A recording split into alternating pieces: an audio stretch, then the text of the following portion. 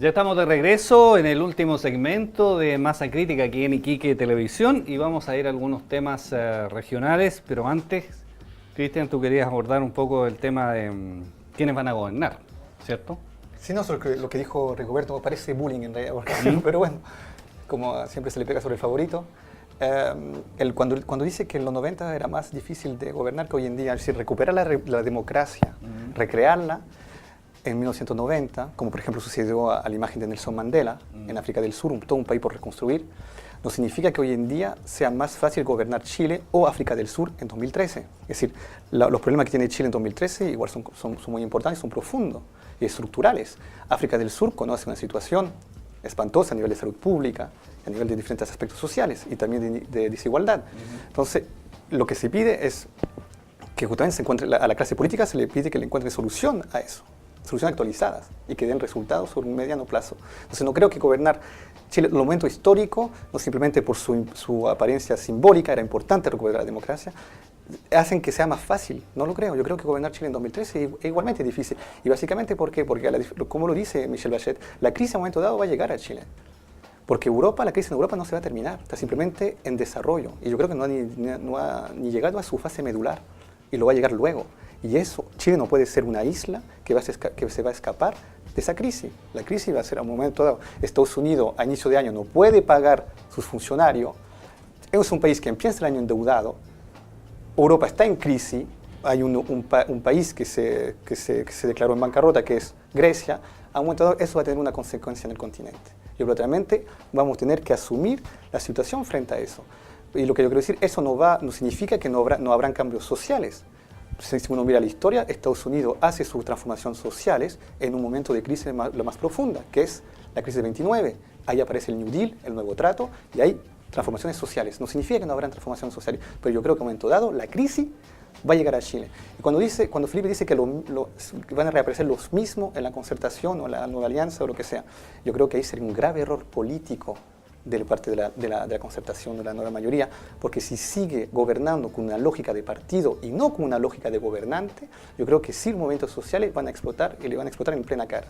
Entonces, básicamente, yo creo que, como reitero, yo creo que lo que escucha Michelle Bachelet, lo que indica, quizás puede ser una dirección, y yo creo que es la buena dirección. Yo creo educación pública, la salud, la reforma tributaria. Es decir, que cuando recuerdo decir que no es un país esquizofrénico Chile, yo lo dudo mucho. Su clase política, la imagen social, yo creo que es esquizofrénica. Simplemente tomo como ejemplo, es un país que se dice muy católico y es un país donde hay lo más moteles posible. Hay muchos moteles. Es un país que se dice solidario cuando juega a la Roja o al Teletón, pero que para hacer una reforma tributaria y pagar impuestos para otro es una lata. Eso, la esquizofrenia está presente en muchos aspectos. Ahora, cuando se habla de la derecha con sus soluciones, cierto, hay claridad. Pero la derecha te propone soluciones a los males actuales, profundizando este sistema que provoca desigualdad. Yo creo que ahí se equivocan. Y cuando tú ves acá, por ejemplo, a nivel regional, durante mucho tiempo en la televisión o en diferentes medios sociales, se escucharon personas que daban lecciones sobre el ultraliberalismo, que hay que hacer esto, que el mercado, que el Estado, que hay que restringirlo, y tú ves su resultado a nivel concreto cuando manejaron una universidad, donde se autolicenciaron, donde ahí se arreglaron, gracias al Estado, a recuperar un poquito de dinero. Las lecciones de neoliberalismo se quedaron ahí, se quedaron en el bla bla, porque básicamente acá hay una situación con una universidad que es catastrófica y básicamente eso tiene simplemente un nombre y no fui yo que lo dije, fue la justicia, eso fue una estafa y son esos mismos que daban lecciones de economía y que pedía que el Estado se retracte más. Rigoberto, a ver si entramos en este tema de la Universidad del Mar, estamos hablando, ¿cierto? La Policía de Investigaciones determinó en un informe, ¿cierto?, que había ahí, se había constituido un delito de estafa. ¿Qué te parece? No sé si has tenido oportunidad de leer algo respecto a este tema. Mira, para terminar el tema anterior, hace un chiste nomás, porque es que, claro, los de entonces no somos los mismos, digamos. La nueva mayoría no es la concertación, es una nueva coalición política que tiene un nuevo programa, en un nuevo Chile, pero que sí tiene la experiencia, el conocimiento y la vinculación con la ciudadanía. De modo que no somos los mismos. Y respecto a este tema, mira, yo la verdad no conozco ni el informe de investigaciones, ni he leído mayormente sobre el tema. Lo que conozco es lo que ha estado apareciendo en la prensa. Y lo que sí, yo hice clases en la Universidad del Mar. ¿Tú fuiste víctima del sistema o no? No, yo la verdad no fui víctima directa, fui víctima en tanto mis alumnos estaban siempre con una gran preocupación, tenían la idea de que eran menos, estaban mal formados, tenían esa idea de que iban a ser rechazados, decían ellos, por el mercado. Y la verdad que los alumnos de historia están hoy haciendo clases, los que se fueron lamentablemente a estudiar a Arica, le ha ido bien en la UTA, de donde yo trabajaba, mis alumnos creo yo han tenido un buen resultado profesional y los que están estudiando le ha ido bien. Ahora, en general, cierto, creo que la del Mar, en términos sin conocer el informe, refleja lamentablemente esta mezcla de conductas delictivas en un ámbito donde no debía primar, sino que la búsqueda del conocimiento, la enseñanza, la extensión. Creo que tampoco tiene que ver con el liberalismo, creo que los delincuentes son delincuentes. El liberalismo es una concepción ideológica, respetable. Creo que aquí lo que hay es un afán de ganancia en el más corto plazo, lo más rápido posible, por, como decía el presentador, por personas que fungen de ciudadanos modelo. Creo que no. ¿Qué pasó, Juan Pablo? Yo no sé si tú tuviste algún vínculo con la Universidad del Mar. ¿Se desvirtuó el proyecto? No, ¿Conoces nunca, algo del tema? Nunca hice clase, no conozco el informe tampoco. Pero sí, fíjate, yo coincido con Rigoberto en que culpar al liberalismo creo que es un poco apresurado. Yo quiero recordar el caso del MOP con la Escuela de Economía de la Universidad de Chile, que entiendo que es estatal, y que hubo personas que mal usaron los recursos públicos. Aquí yo creo que el que comete un delito, y el que no lo comete no se le puede imputar. Habrá una investigación, dirá lo que tenga que decir. Yo ahí insisto, no tengo ningún antecedente que me permita hacer un comentario serio, digamos, y siendo abogado es doblemente importante para mí no emitir juicios a partir de lo que yo no conozco. Me parece lamentable lo que pasó, no tengo ninguna duda, y me pongo en los zapatos de las personas que estudiaban ahí, que vieron un proyecto frustrado. Solamente creo que es importante hacer presente que muy probablemente, de acuerdo con lo que dice la historia, de no haber estado el ministro Bayer, no se habría cerrado nunca la Universidad del Mar. Todo lo que se le imputa a la Universidad del Mar ocurrió durante los gobiernos de la Concertación, no durante el gobierno de la Alianza. El gobierno de la Alianza es la que decide ponerle término a lo que estimó que eran prácticas incompatibles con la buena práctica universitaria. Por lo tanto, yo lo que espero es que, como en cualquier otro caso donde exista lo menos sospecha de que hay alguna situación indebida o reñida con la ley, existe una investigación exhaustiva que determine efectivamente qué es lo que pasó. Si la determinación de lo que pasó redunda en que hay responsables civiles o penales, habrá que hacer efectiva esa responsabilidad. Yo creo que eso es lo que corresponde, y efectivamente también coincido, conozco personas que egresaron de la Universidad del Mar y son profesionales competentes y serios. Así que tampoco creo yo generar un estigma más allá del que corresponde sea sano, ¿verdad? Felipe, ¿tuviste algún vínculo con ellos? No, ninguno. Sí tuve como gobernador contactos en el proceso más álgido de todo lo que surgió hace un par de años atrás, tanto con los trabajadores como con los alumnos y también el cuerpo académico de ese entonces. Y sí pude dar cuenta de mucha angustia que vivía esta gente, dado que además, sumado a eso, la comunidad estudiantil está formada también por padres y apoderados que veían en esta universidad claramente la esperanza de que sus hijos se convirtieran en buenos profesionales. Y en esos términos creo que aquí se puso en juego varias cosas. Primero es la buena fe pública respecto de que el Estado sea garante de la calidad y el ejercicio de la entrega de la educación superior. Creo que acá el Estado falló. Y aquí no apuntemos a ningún gobierno, yo creo que aquí todos somos parte responsable y todos somos cómplices de alguna forma, porque aquí durante mucho tiempo esto venía ocurriendo. Esto no fue una cuestión de hace 2, 3, 4, 5 años, esto venía ocurriendo y hay otras universidades que también están en el ojo ahí respecto de lo que puedan estar ejerciendo como universidades. Hay algunas que despejaron ya alguna duda, pero hay otras que todavía están siendo motivo de investigación. Por tanto, aquí lo que hubo es un quebrantamiento de la confianza de la gente que pone en el Estado esa confianza para que vele porque esa educación superior se entregue de buena calidad.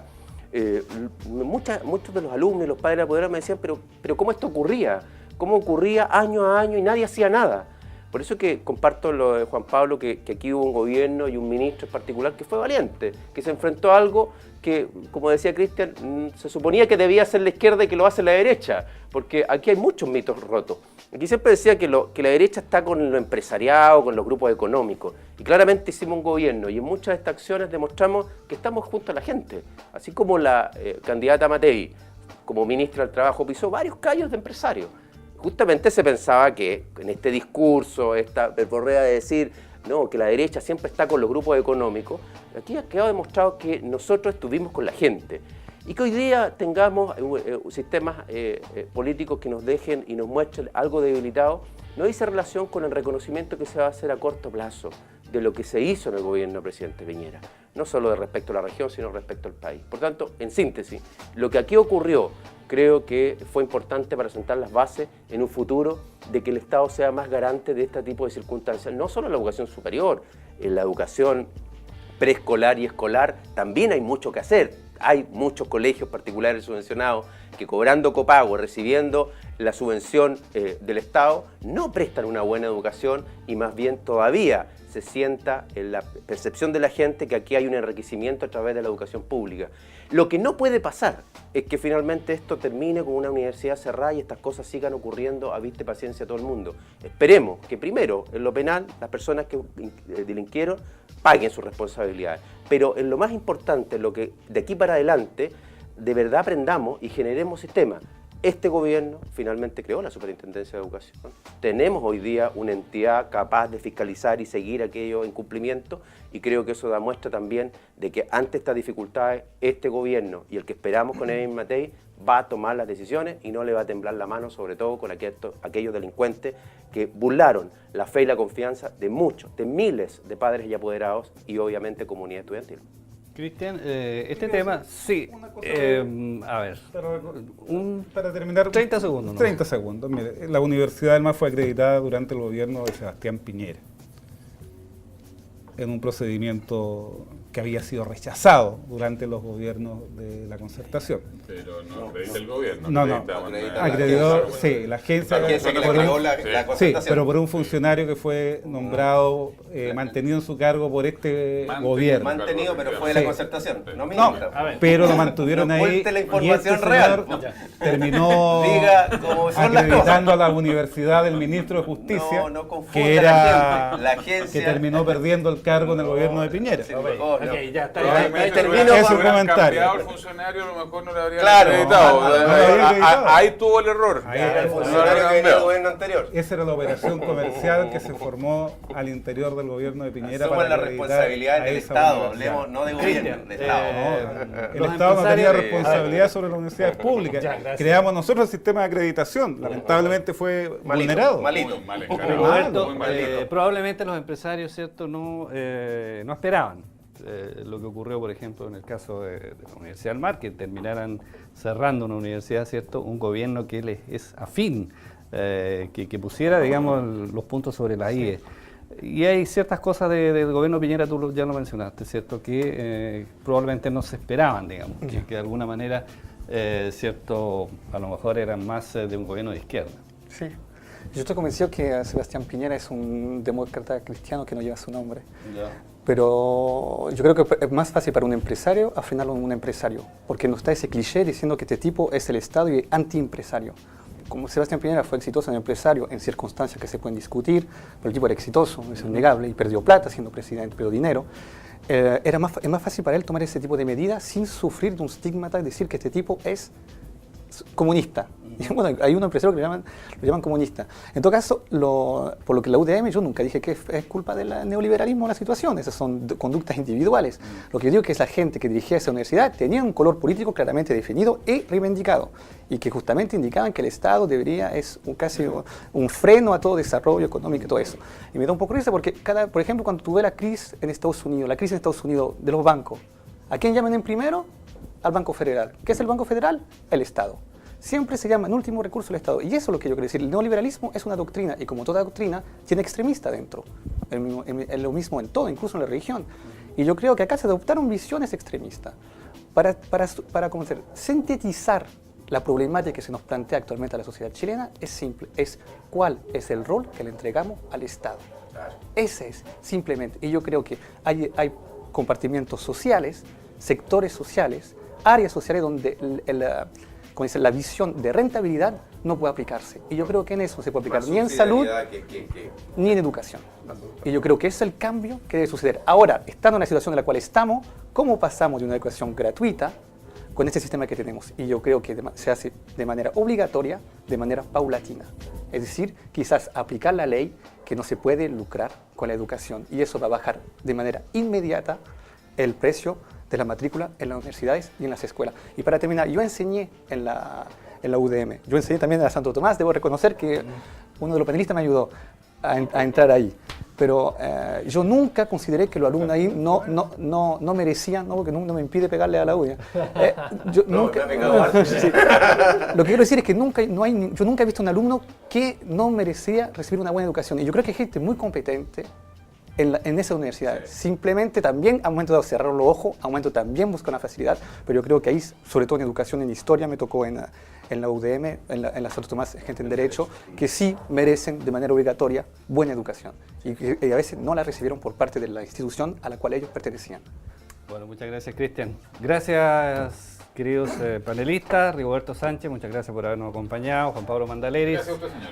Y don Felipe Rojas también. Gracias por acompañarnos. Masa Crítica en Iquique Televisión. Nos reencontramos el próximo domingo. Sí, pues el domingo. A la hora de las elecciones. A la hora de los que hubo. Vamos a ver qué pasa. Cuando estemos en el minuto... La sorpresa que se viene, La sorpresa, dice Sí, usted. claro. Bueno.